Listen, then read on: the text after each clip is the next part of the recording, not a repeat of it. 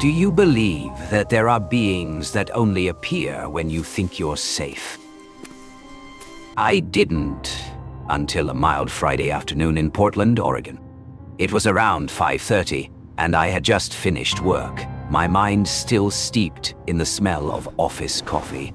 When I turned onto the quiet street where my wife, Lily, and I lived with our dog, Shadow, I noticed our neighbor's front door wide open. I thought Mara, was probably unloading her car. Nothing unusual. I went inside, changed into my running clothes, jogged around the block, then came home to prepare dinner. Everything was normal.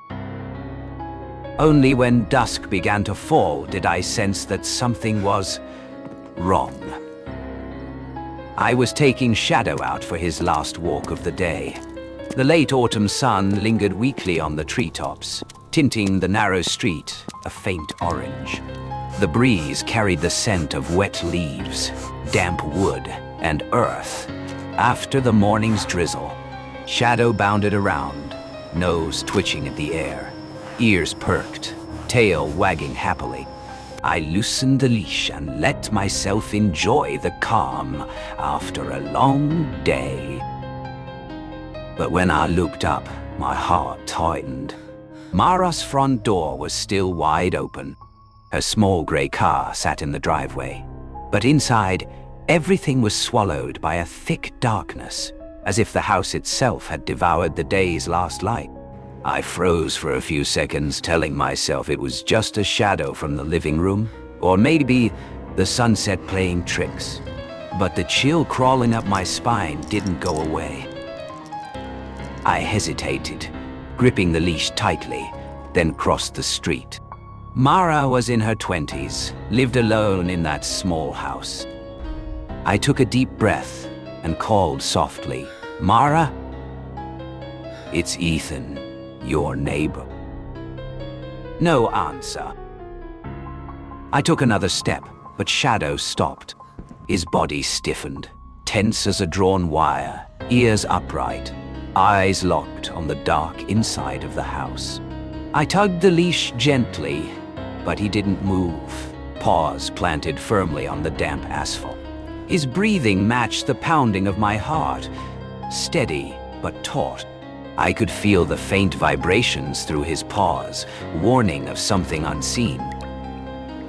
Then, from within the house, a voice called out, familiar but delayed, as if echoing from a deep void. "Hi, Ethan. Sorry, I'm having dinner. What's going on?" It was Mara's sweet, gentle tone, but something was off. It stretched too long, a bit hoarse, tainted by something unpleasant I couldn't name. I exhaled in relief, replied a few polite words, forced a smile at Shadow, and turned back home. Probably nothing, just my imagination playing tricks after a long day. That night, I went to bed late, my body heavy, but my mind restless. In my dreams, a white figure stood at the end of the bed. It didn't move, thin, its skin pale as paper, eyes sunken like black pits, mouth stretched impossibly wide in a crooked grin, exposing long, sharp teeth that gleamed under the faint bedside light. Its voice whispered, Mara's voice, hoarse and drawn out. "You know, I'm always here." I tried to scream, but my throat was sealed shut. Its cold hand reached out and touched my face. My heart pounded wildly, sweat dripping down my spine. Shadow stood rigid at the foot of the bed, fur bristled, growling toward the window. The wind outside hissed through the trees, whispering with the white figure, thickening the air in the room. I told myself it was just a nightmare, yet the cold and musty smell lingered on my skin. The next morning, Portland was shrouded in fog, the city still half asleep after the rain. I slept until almost 10, had breakfast with Lily, and stepped into the backyard for some damp air. By afternoon, heavy rain poured down again. When I glanced out the living room window, my heart clenched. Mara's door was still open. Not reopened, no. It felt like it had never been closed. Inside, that same black void devoured the pale daylight. Shadow lay tense on the couch, eyes locked on the house, ears twitching in rhythm, sensing something I couldn't see. Lily entered the room, setting her phone down with an uneasy smile. "I just talked to Clara," she said. "Someone's been peeking through her windows the past few nights." A tall, thin woman with a real, strange smile. I frowned. Strange how? Lily said the woman's face was pale and taut, eyes deep and hollow, and when she smiled, there were too many teeth, layered like some grotesque creature's jaw. My spine went cold. My heartbeat quickened. That evening, I couldn't stay calm. "I'll go remind Mara to close her door," I told Lily. She looked startled. "In this rain, it's dangerous." But I grabbed my coat, flashlight, and stepped out anyway. Shadow barked wildly, pulling against the leash, fur standing on end, eyes glinting in the rain. I turned back to calm him, then crossed the street, my steps heavy with dread. At her porch, I called out, "Mara?" No reply. Pressing my ear against the door, I heard a wet dragging sound, something being pulled across the floor. "Mara, it's me, Ethan," I said carefully. From the darkness came a voice, clear yet wrong. "Ethan, why don't you come in?" I froze, every muscle locking up. "I just wanted to remind you to close your door," I managed. "It's raining hard." A short silence. Then the same voice, lower, raspier. "Then come in and close it for me." It sounded like laughter stretched thin, twisting inside my head. My scalp prickled, every hair on my neck standing up. I stepped onto the porch, clutching the flashlight. My heartbeat thundered in my ears.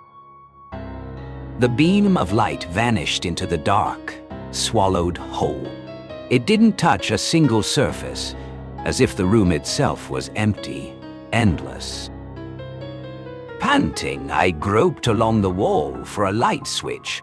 My fingers brushed something soft and wet. I jerked my hand back, breath catching. It felt like human skin.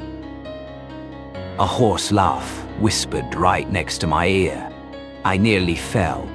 The laugh grew louder, mingling with the roar of rain and wind outside. I turned the flashlight to full power. For a split second, the beam swept across the room, empty, except for a shape on the sofa. My body went rigid. It was Mara. Or rather, what was left of her. Her face and chest had been flayed. Dried blood spattered across the couch. Her eye sockets were empty, gaping holes staring straight through me. Her mouth was wide open, endless, twisted into a grin.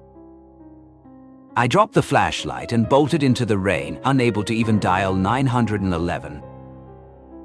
The police came later, sealed the house, and took my statement. I told them everything. The laughter, the touch, the darkness. They exchanged silent glances. One officer murmured, "She may have been dead for several days." I froze. That's impossible. I just talked to her last night. He only shook his head. Since that day, I haven't slept peacefully. Whenever I close my eyes, I see that skinless face grinning wider, empty eyes drilling into me.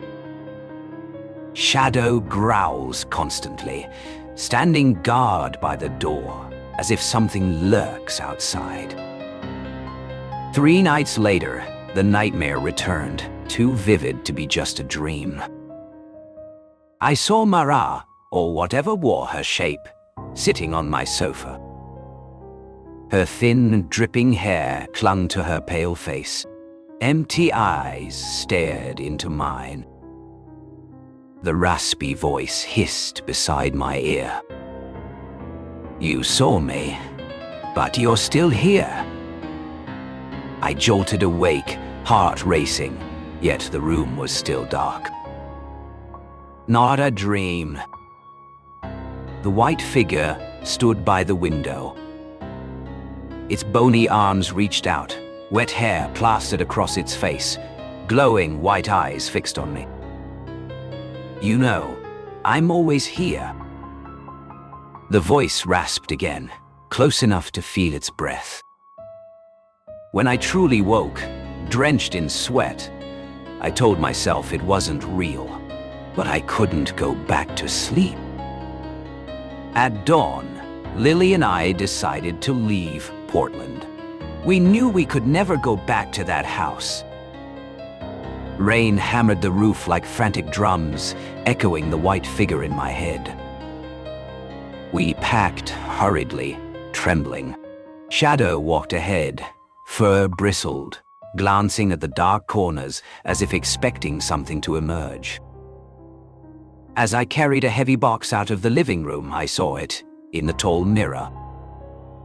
The white figure, clearer than ever, standing right behind Lily. Its thin body, soaked hair, and glowing white eyes reflected sharply. I screamed and stumbled back. The figure didn't vanish. Shadow lunged, barking furiously. A hoarse laugh filled the house, echoing through every wall. We ran down the hall, dragging our things toward the car. When I opened the bedroom closet, the white figure flew out, inches from my face.